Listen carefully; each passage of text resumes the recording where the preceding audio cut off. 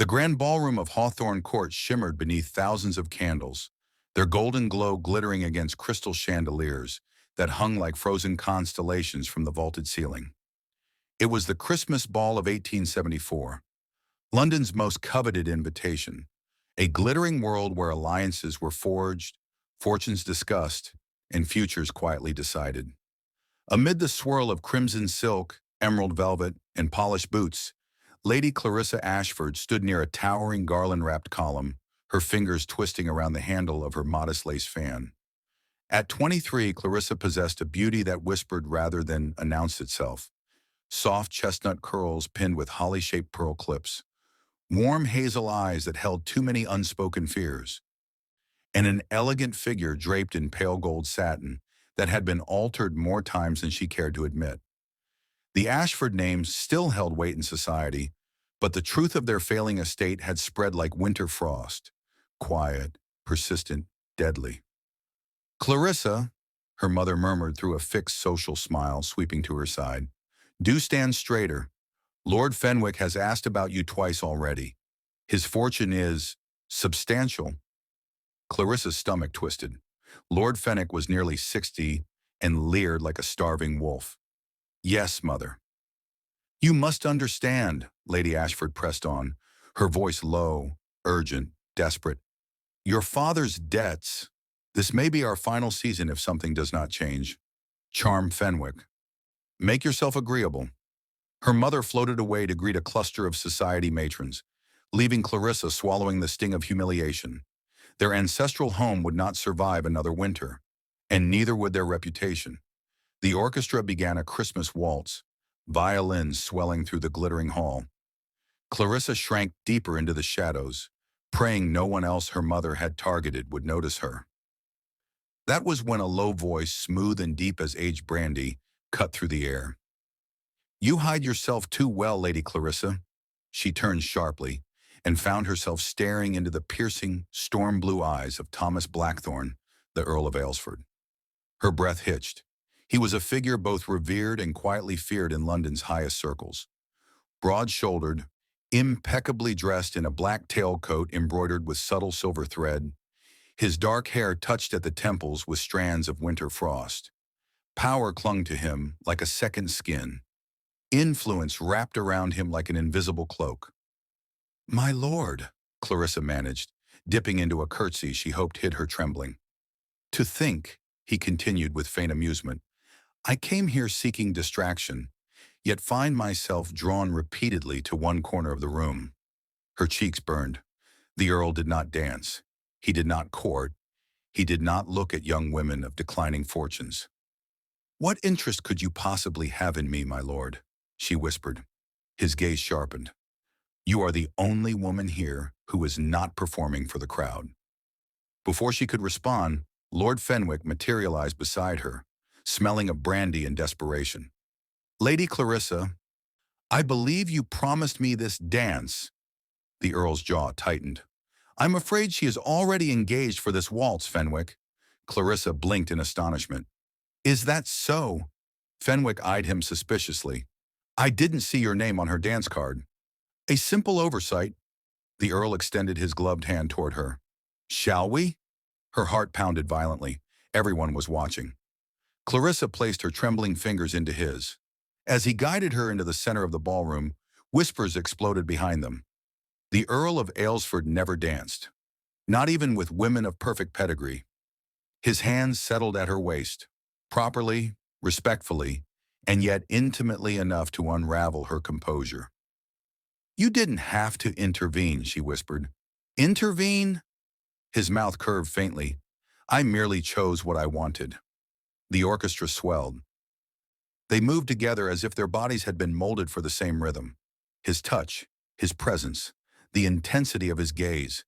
It was overwhelming, dangerous, impossible. "People are staring," she breathed. "Then let them." His voice deepened. "I've lived far too long arranging my life for the entertainment of others. Haven't you?" The words sank into her like a truth she had never dared speak aloud. I have responsibilities, my lord." "And I," he murmured, "have intentions." The waltz ended. The Earl bowed, lifted her hand, and brushed a kiss across her knuckles so lightly it felt stolen. A forbidden thrill shot through her. What game was he playing? And why, despite every warning her mother had drilled into her, did Clarissa want him to play it? Thank you for sticking around with me, my wonderful story family. If you're already hooked in for today's story and ready to enjoy it, click subscribe and let me know in the comments where you're watching from. Because tomorrow I will be giving you another story just as interesting as this one, and you don't want to miss it. Now let us begin. For the rest of the Christmas ball, Clarissa could feel the weight of countless curious stares following her. Everywhere she moved, whispers trailed behind her, like the soft rustle of winter wind. Why her? He's never shown interest in any young lady. The Earl of Aylesford danced? With her? The scrutiny should have terrified her. Instead, her heart felt strangely lifted, confused but warm, as if that single waltz had shaken something awake inside her. She slipped away from the crowd toward the tall arched windows overlooking the snowy estate gardens. Cold moonlight spilled across the marble floor, brushing her skin like a timid blessing. She needed a moment alone, a moment to breathe, a moment to forget the Earl's eyes on her, the way his hand had steadied her waist, the way his words had wrapped around her like silk and fire all at once. Her pulse quickened, just remembering. Running away already? The voice, deep, smooth, unmistakably his, rolled through the quiet corridor. Clarissa froze before turning. The Earl of Aylesford stood a few paces away, framed by the soft glow of candle sconces. His gaze lowered briefly to her trembling fingers before returning to her eyes. I needed air," she said softly. "Or distance." His brow lifted. "Which is it, Lady Clarissa?" She parted her lips to reply, but he stepped closer, slowly, deliberately, until only a breath separated them. The crisp scent of cedar and winter clung to him, unraveling her fragile composure. "You shouldn't be speaking to me like this," she whispered. "And yet," he murmured, "you're still here." Her stomach fluttered. "Why me, my lord?" she finally asked. "You could have danced with anyone." His jaw flexed. Something unreadable flickered in his eyes.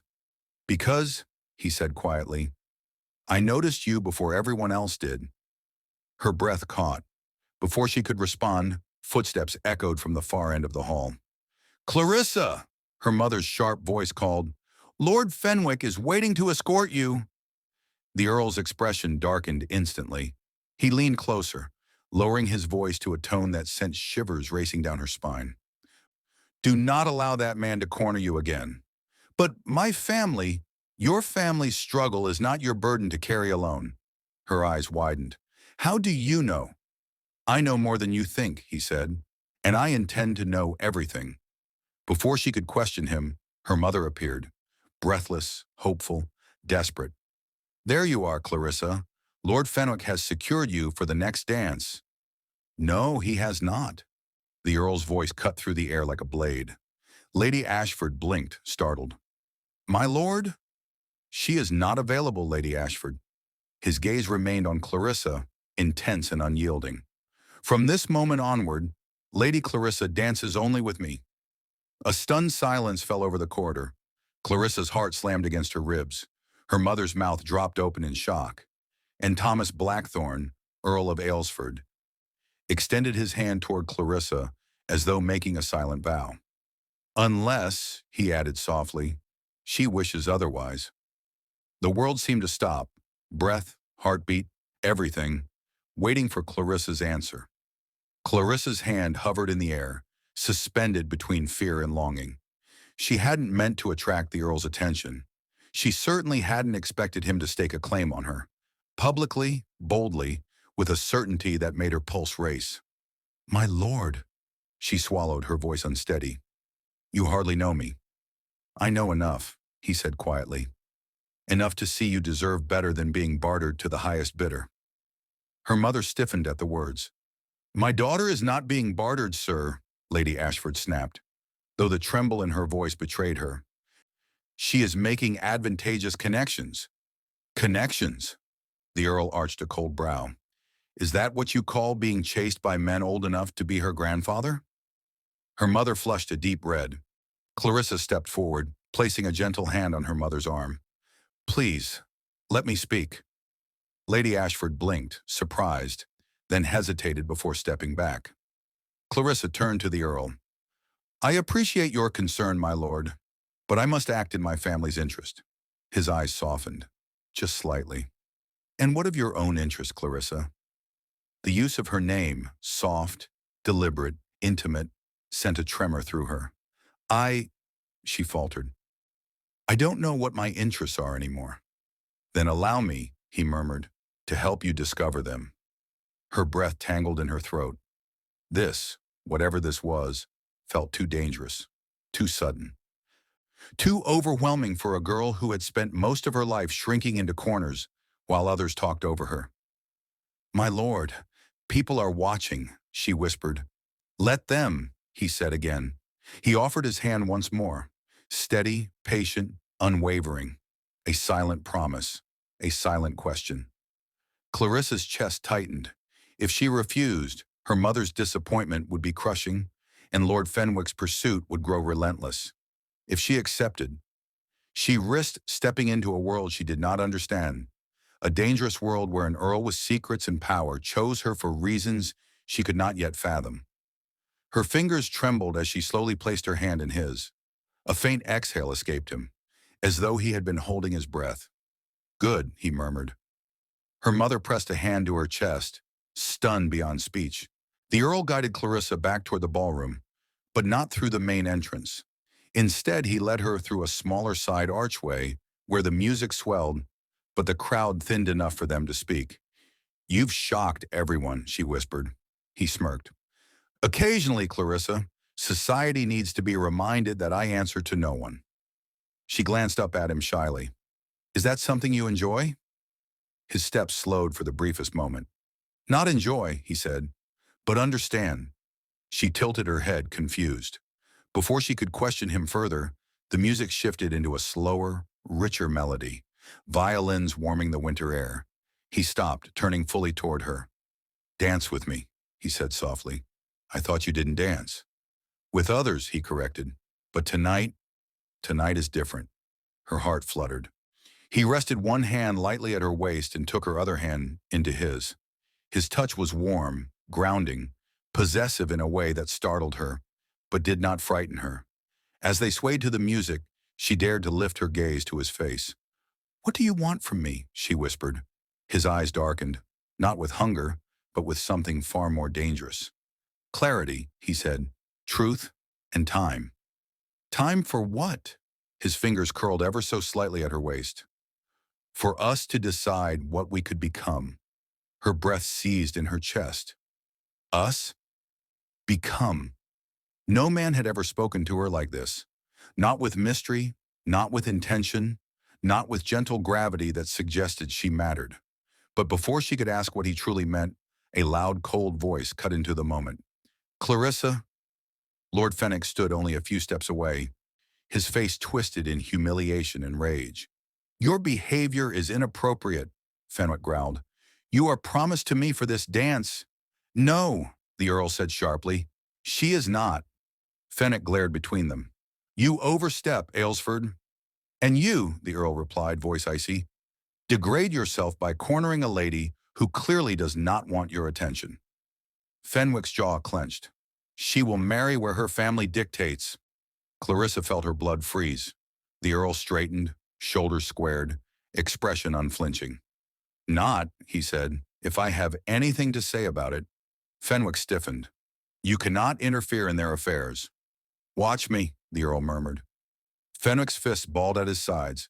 I will not forget this insult. Then remember it well. Fenwick turned sharply and stormed off, humiliated. The Earl turned back to Clarissa, his voice softer, yet fierce with unspoken promise. I meant what I said. No one will force your future again. Not him, not even your mother. Clarissa's breath trembled. My lord, you're speaking as if you plan to stay involved in my life. His gaze locked on hers. I am. Her heart thundered. But why? He leaned closer, dangerously close, the scent of winter air and cedar sweeping around her as he whispered, "Because, Clarissa, from the moment I first saw you, something in me decided you were no longer a passing glance." Her lips parted in shock. "And I," he finished, "do not abandon what holds my attention." Clarissa didn't sleep that night. She lay awake in her small but tidy bedchamber, staring at the shifting glow of the dying hearth. Her fingers kept drifting to her lips, as if the memory of the Earl's touch lingered there, though he had barely brushed her hand. Why me? What did he see? What does he want?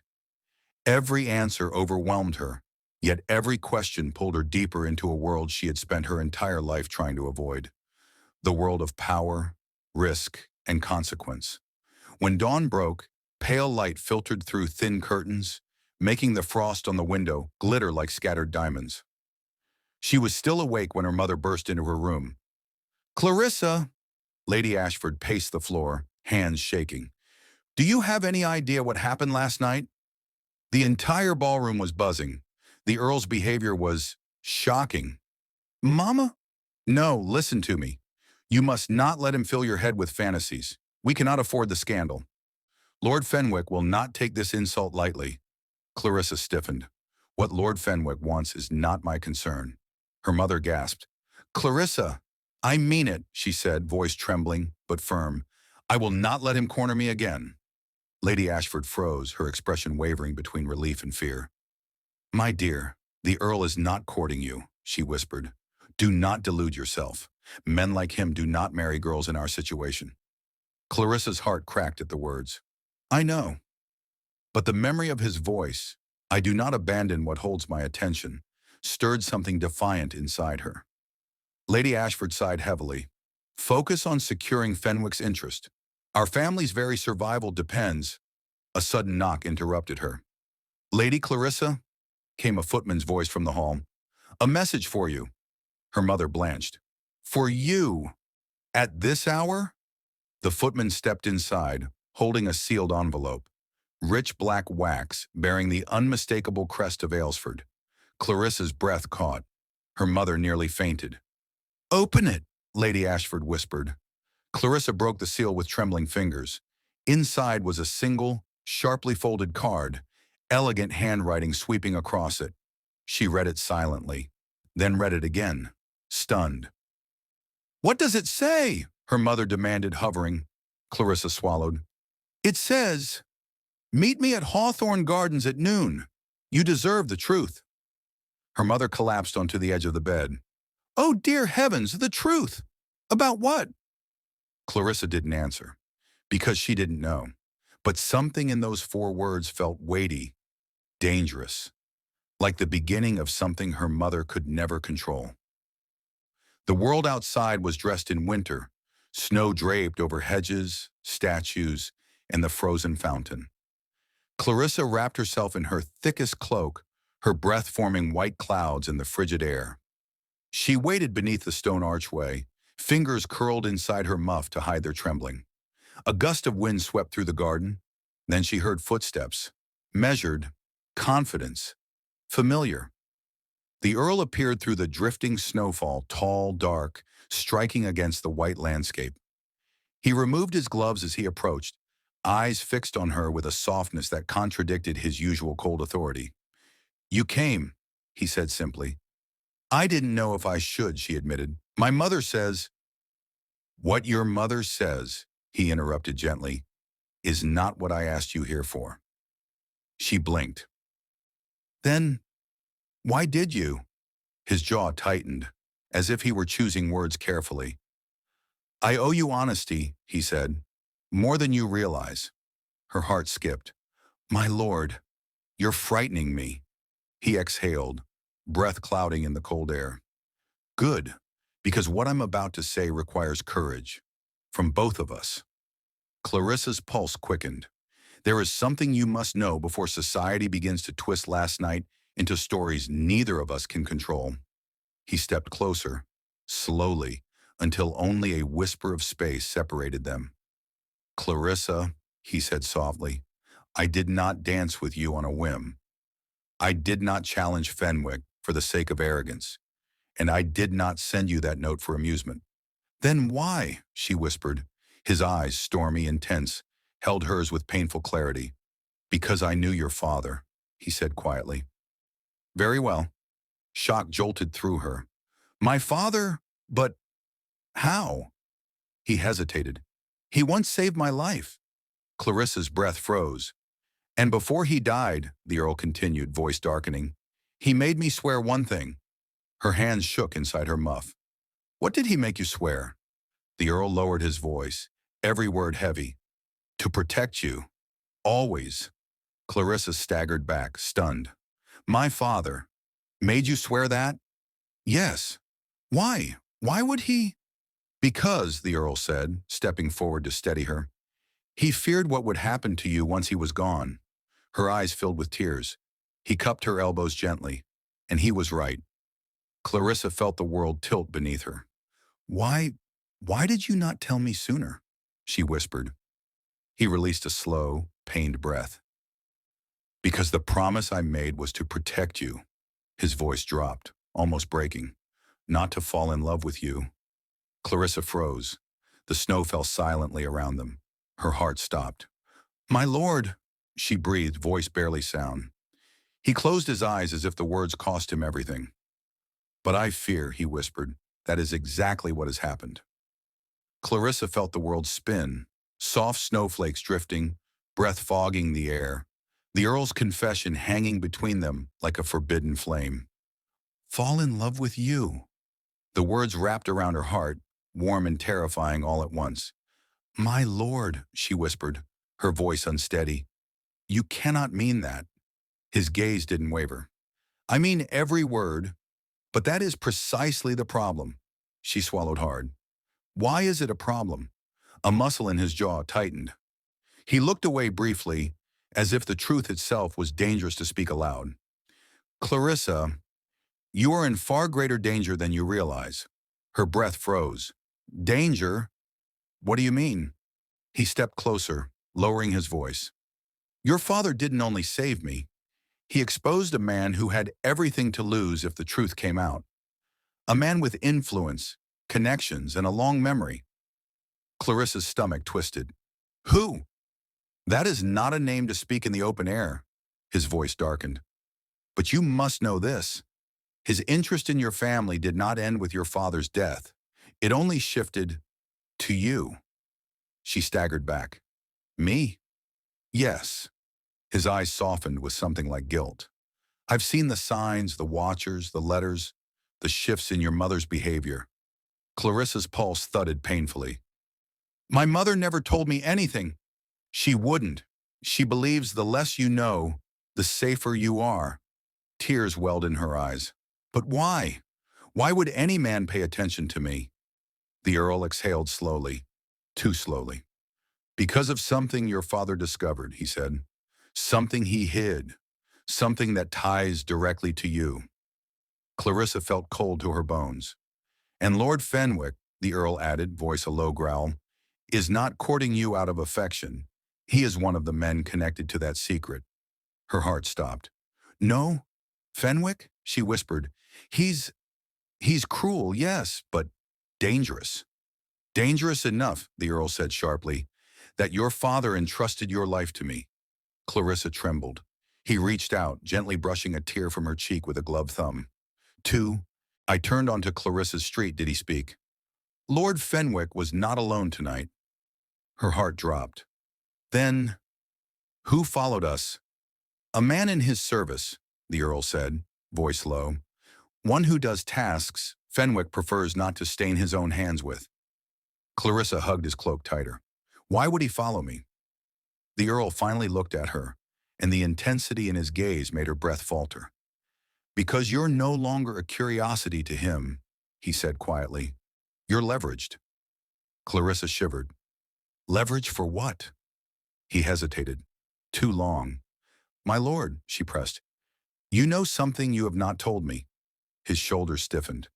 Your father left something behind, he admitted. Something Fenwick desperately wants. What did he leave? Clarissa whispered. A single word. Proof. Clarissa's pulse quickened. Proof of what? But before he could answer, the carriage stopped. Her townhouse.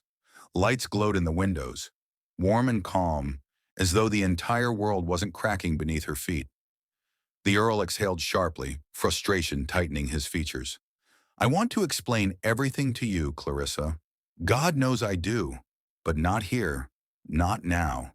You're being watched. Her throat tightened. Then when? His gaze softened, slowly, painfully. When you are safe, when I can speak freely. A silence stretched between them, fragile and charged. He took her hand, lifting it carefully, almost reverently. I meant what I said in the garden, he murmured. Your father entrusted your safety to me. I will not betray that trust. Clarissa's eyes burned. And what of you, my lord? What do you want? For the first time, his composure faltered. A breath. A pause. A truth he fought to contain. What I want, he said, voice low, strained, is something I have no right to ask of you. Clarissa's heart pounded. You? Mean feelings? He lowered his head, his forehead brushing her gloved hand. I have tried to remain distant, he whispered. I cannot continue the pretense. Her breath hitched. My lord! He drew back, eyes blazing. But before we speak another word of that, I must keep you alive. The carriage door opened. A footman waited. The Earl escorted her down, but instead of releasing her hand, he held it a moment longer. Do not meet Lord Fenwick. Not alone, not even in public. Not for any reason. Clarissa nodded shakily.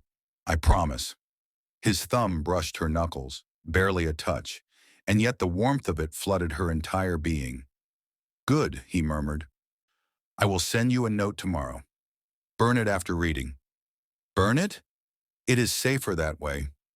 Her stomach tightened. My lord, how dangerous is this?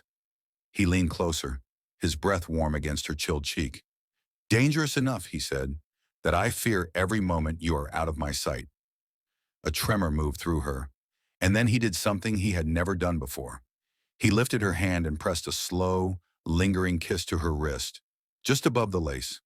Not improper, not quite, but intimate enough to steal the ground from beneath her feet. Until tomorrow, Clarissa, he whispered, voice rough. She watched the carriage disappear down the snowy street, her heart still thundering.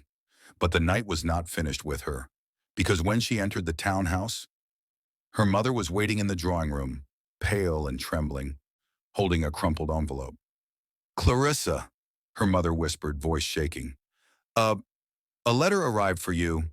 Clarissa froze. From whom? Her mother's eyes brimmed with terror. From the man your father warned us about. Clarissa's blood went cold. She took the envelope, unsealed, hand-delivered. No signature, only a single line, written in ink that seemed to bleed through the page like venom. You belong to me now. The paper slipped from Clarissa's fingers.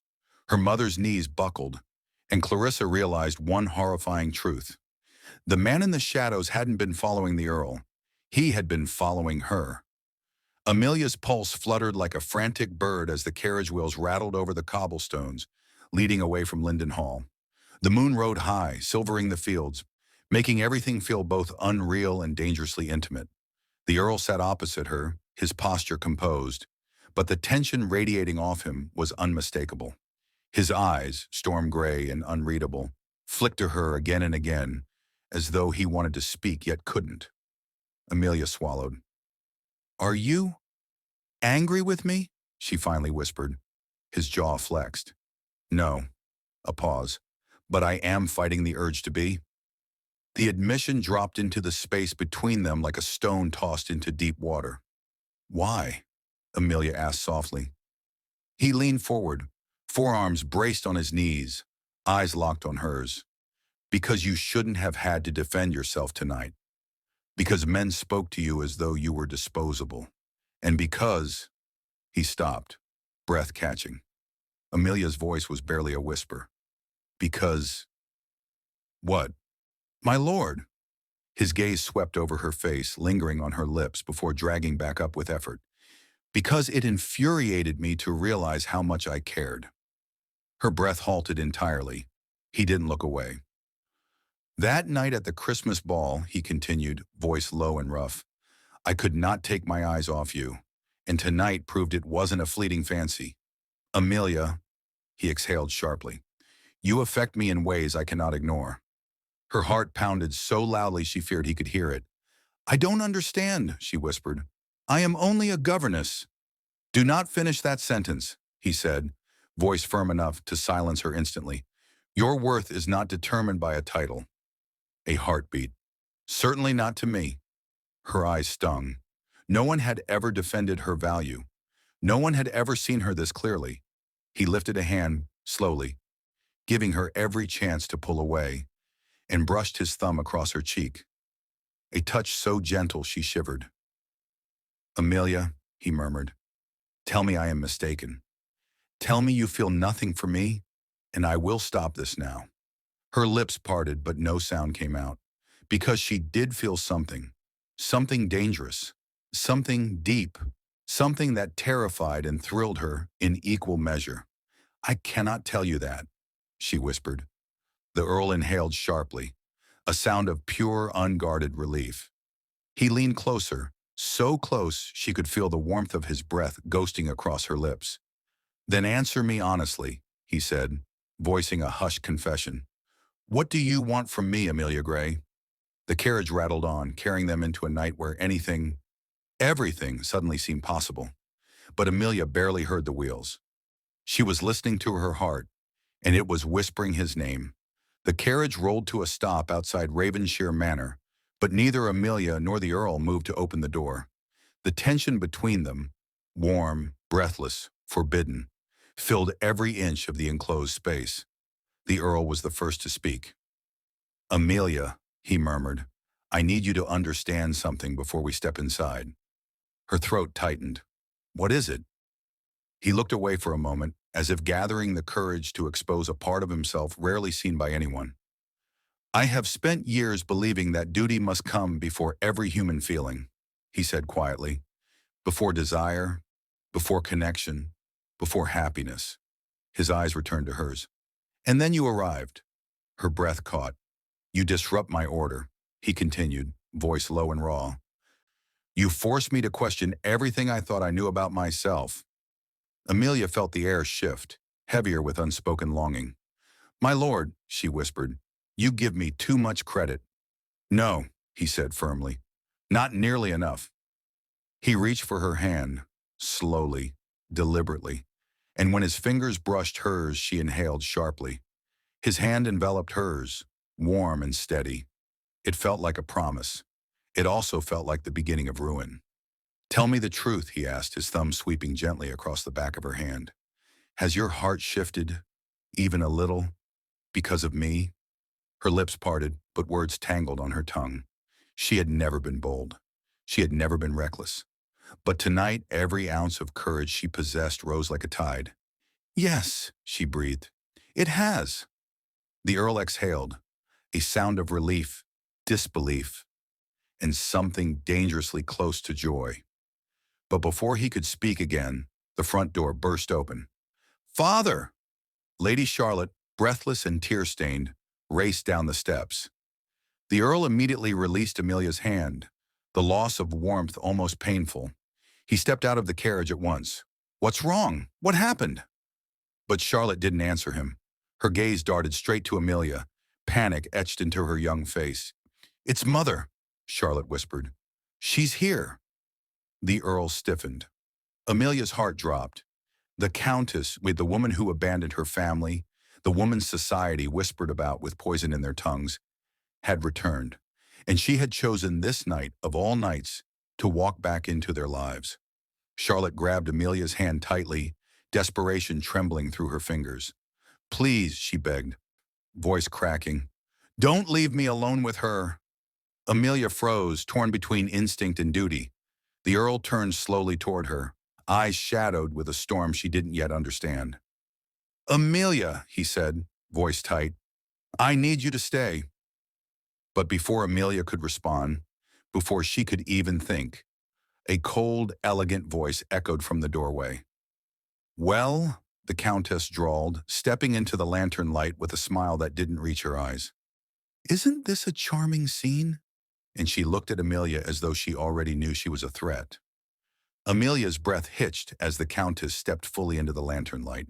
Lady Seraphina Ravensher, the woman whose beauty was once the envy of every ballroom, still carried herself like a queen who expected the world to bow. Her gown shimmered like ice. Her smile was cold enough to cut. But her eyes were fixed not on her husband, not on her daughter, but on Amelia, as if she'd already marked her as the threat in the room. The Earl's jaw tightened. "Seraphina," he said curtly, "you shouldn't be here." "Shouldn't I?" she replied silkily, gliding a few steps down the stone stairs.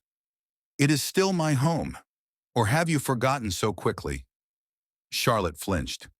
Amelia felt the girl's hand tremble in hers. The Earl shifted slightly, a protective gesture toward his daughter, and Seraphina's sharp smile widened. "My," she purred, "how the household has changed. The governess arrives in the family carriage now? How progressive." Amelia lowered her gaze, but the Countess laughed softly. "Look up, my dear. I want to see the face of the woman who seems to have everyone wrapped around her fingers." "Enough," the Earl snapped. "Charlotte is frightened. This is not the time for your games." Seraphina's eyes flashed, but she said nothing. Instead, she turned her gaze back to Amelia, studying her with unnerving focus, as though measuring her worth or her threat. Finally, she spoke again. "You," she said coolly, "come with me." Amelia froze. Charlotte clung to her harder. The Earl stepped forward immediately. "She is not going anywhere with you." "Oh, but she will." Seraphina's voice took on a dangerous softness. "I have something to discuss. Something your governess deserves to know." Amelia's stomach knotted. "What could you possibly have to say to her?" the Earl demanded. Seraphina's gaze sharpened like a blade. "Something you should have told her yourself." A hush fell over the courtyard, heavy, suffocating, expectant. The Earl's face went pale, truly pale. Amelia felt panic simmer beneath her ribs. "What? What does she mean?" she whispered. But before the Earl could answer, Seraphina stepped closer, stopping just inches away from Amelia.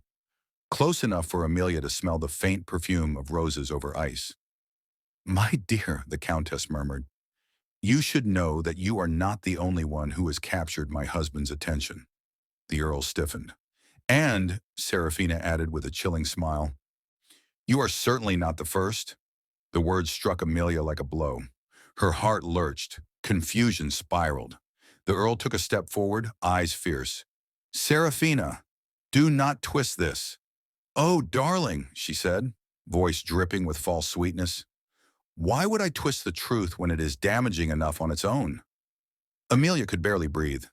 Seraphina's next words sliced the night open. "Miss Amelia Gray," her smile turned cruel, "you should know why he truly hired you." Something inside Amelia broke loose. A flutter of fear, betrayal, and a truth she suddenly wasn't sure she was prepared to hear. The Earl stepped forward sharply. "Seraphina, stop!" "No!"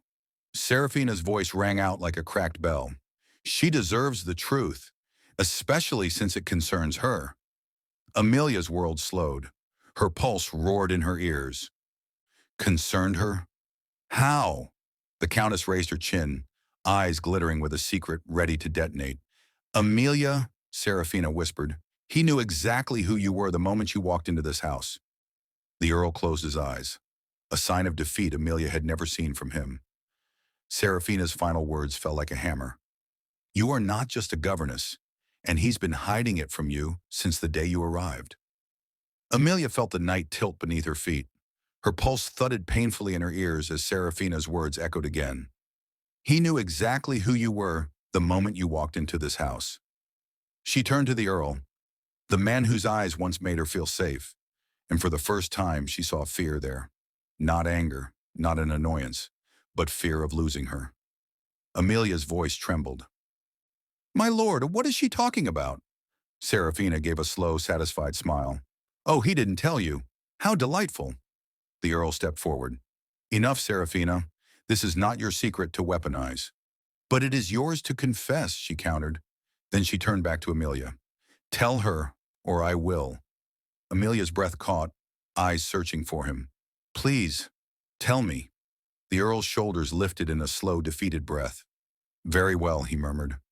But hear it from me, not from someone who wishes only to wound. Serafina scoffed, but for once, she didn't interrupt. The Earl approached Amelia, slowly, carefully, as though she might shatter if he stepped too quickly.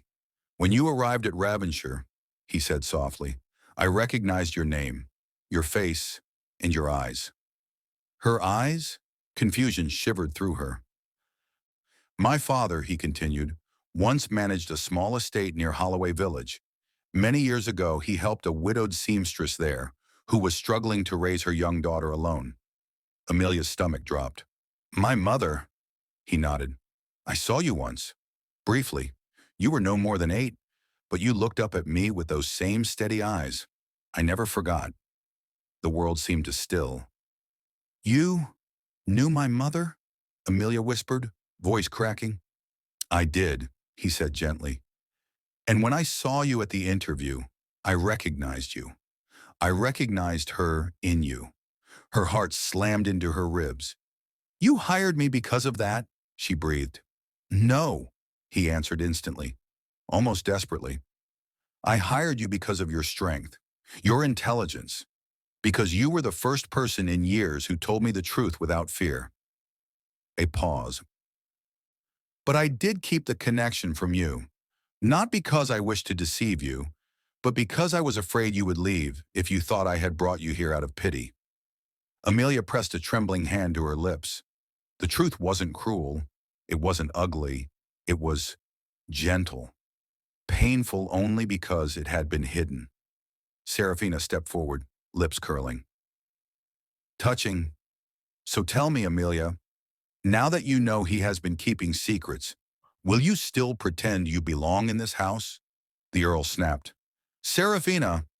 No, Amelia whispered, cutting him off. Everyone froze. She turned slowly, facing the Countess fully, her back straight, her voice steady. I am not pretending, Amelia said quietly. I earned my place here, with Charlotte, with the staff. A breath. And with him. Serafina's expression cracked. Just for a second, revealing something brittle beneath all that ice. Before she could respond, a small voice trembled. Miss Grey! Charlotte rushed forward, throwing her arms around Amelia's waist. Please don't leave. Please. Tears stung Amelia's eyes. She looked at the Earl. He wasn't speaking. He wasn't commanding. He wasn't demanding. He was simply waiting, letting her choose. Amelia, he said softly, stepping closer. I never meant to hurt you, but I cannot pretend anymore. His voice lowered to a raw whisper meant only for her. I want you here, not as a governess, not as a passing fancy, but as the woman who has changed every corner of my life. Her breath caught. Tell me to step back, he said, and I will. Tell me to forget this, and I shall try. Tell me you want nothing more, and I'll pretend I can live with it. He swallowed hard. Just don't leave my home tonight thinking you were unwanted. Silence fell heavy and bright. Amelia lifted her hand, the smallest movement, and placed it over his. His eyes closed for one aching moment. I'm not leaving, she whispered. A sound escaped him. Relief so deep it bordered on a prayer. Serafina's expression soured, but the Earl didn't look at her. He looked only at Amelia, and in front of his daughter, his estranged wife, and the silent night, he lifted Amelia's hand and pressed a reverent kiss to her knuckles. A promise, a beginning, a fate rewritten. Charlotte cheered softly. Serafina turned away defeated. And Amelia, for the first time, she felt chosen. The Earl whispered against her hand. Amelia Grey, stay with me. Not because you must, but because you want to. Her answer was simple, steady, true. I do. And the night, once cold, uncertain, and heavy with secrets, warmed with a future neither of them had dared to imagine. Thank you for watching this story to the end. If you enjoyed this story, you will surely love the next one. It's as crazier and more intriguing as can ever imagine. So do check it out. Please subscribe to Olivia's Love Tales. Click on the image showing on your screen right now to watch the next one.